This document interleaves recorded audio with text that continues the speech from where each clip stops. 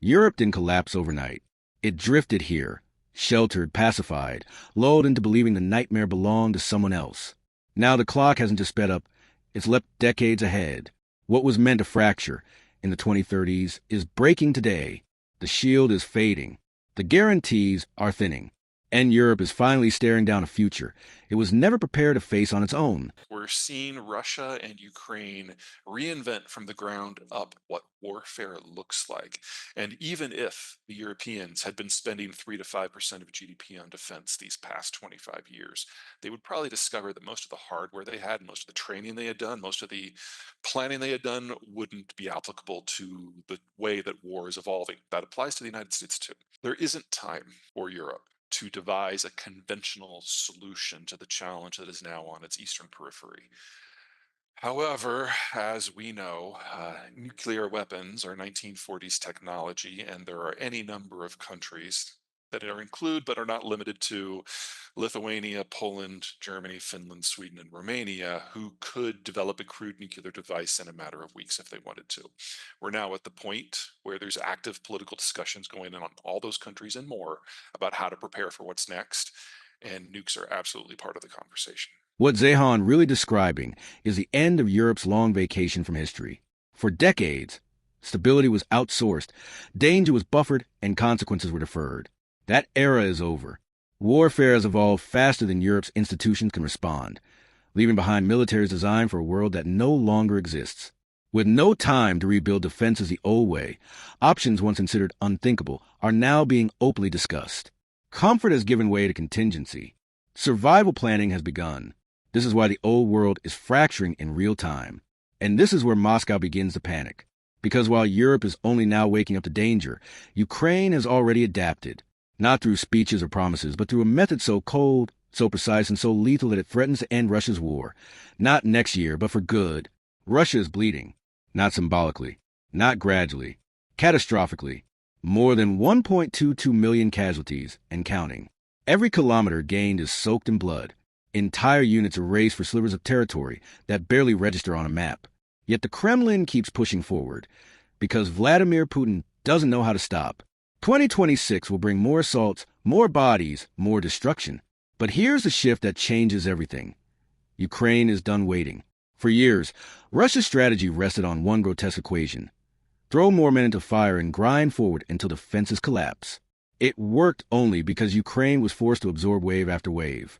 That era is ending. Ukraine's leadership has made one thing unmistakably clear. Defense alone will not win this war. Ukraine is preparing to go on the offensive. This isn't reckless ambition. It's calculated escalation. Ukraine understands that Russia will never end this war voluntarily. Every claim of peace from Moscow conceals a single objective: the destruction of Ukraine as a state. That reality has hardened Kyiv's resolve. Offensive action is no longer optional. It's essential. The Kremlin's nightmare is unfolding. Russia expected Ukraine to remain pinned down, reactive, exhausted, locked in survival mode. That's how attrition wars are won. By the side that can absorb more dead bodies. Ukraine knows this logic intimately, and it has chosen to flip the board. The shift begins with timing. Why now?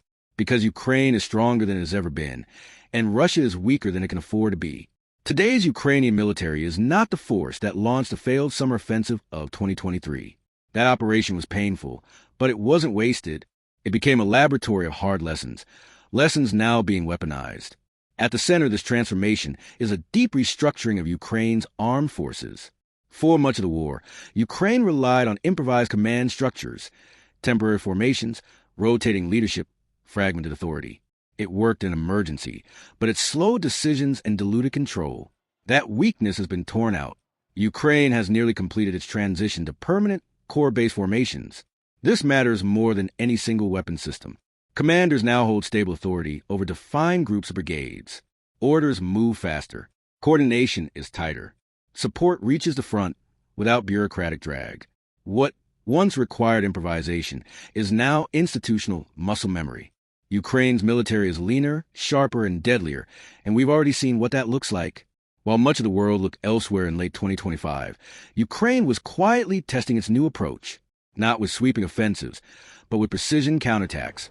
Small, fast, relentless. Nowhere was this clearer than around Pokrovsk. Throughout 2025, Russia tried to encircle the city. Settlements fell.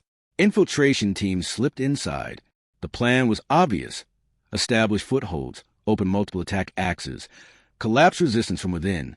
Pokrovsk was supposed to fall in summer. Then by November, it never did. Ukraine didn't expel Russian forces outright. It did something worse. It stalled the entire operation.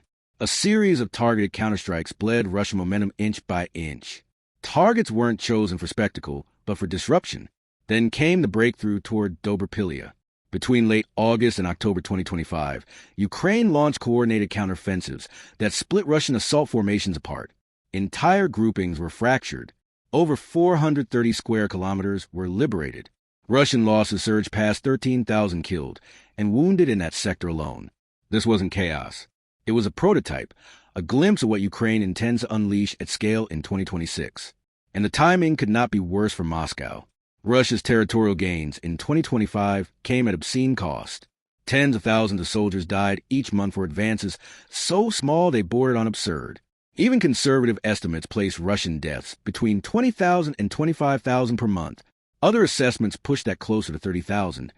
Killed, not wounded. Put that into perspective. Russia lost fewer soldiers over a decade in Afghanistan than it now loses every single month in Ukraine. And for what? Scraps of land measured in fractions of a square kilometer, purchased with dozens of lives at a time. That rate of loss is unsustainable. And for the first time, Russia can no longer replace the dead. Recruitment has cracked. Massive bonuses and soaring payouts no longer fill the ranks. Everyone willing to sell their life for money already has. In 2025, recruitment barely matched casualties. By year's end, it fell behind. Even record incentives failed to close the gap. The math turned brutal. Russia began losing soldiers faster than it could train replacements. Rotation slowed. Units stayed in combat longer. Exhaustion set in. Discipline eroded. This is exactly the environment Ukraine needs. High Russian losses aren't just tragic, they're exploitable. Injured soldiers strain logistics. Undertrained replacements die faster. Thinly held positions collapse under pressure. Ukraine isn't just killing troops. It's hollowing out Russia's ability to fight. And that's before economic pressure fully enters the equation.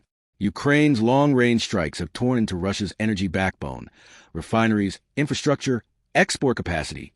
Entire segments of production were knocked offline. Revenue collapsed. Billions vanished from Kremlin forecasts. That missing money matters. Less cash means fewer weapons, worse training, lower quality equipment.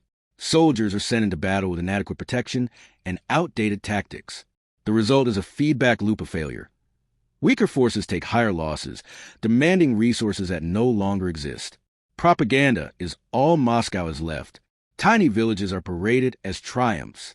Flags raised over contested ruins are broadcast as breakthroughs.